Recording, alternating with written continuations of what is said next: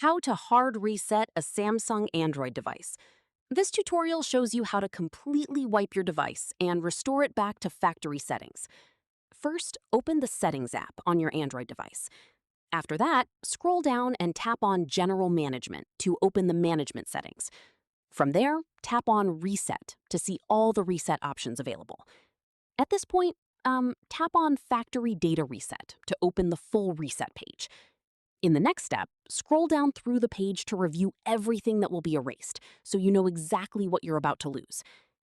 Following this, keep in mind that this will permanently delete everything on your device, including photos, apps, contacts, and all personal data. So make sure you have a backup before proceeding. Once done, scroll all the way to the bottom and tap on Reset to begin the process.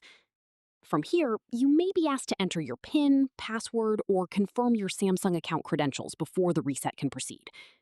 At this stage, enter your details and tap Confirm to move forward. After this, your device will begin the reset process and will restart automatically. This may take a few minutes, so just leave it alone until it's done. Finally, once the device boots back up, it will be completely wiped and restored to its original factory state, as if it just came out of the box. And that's it.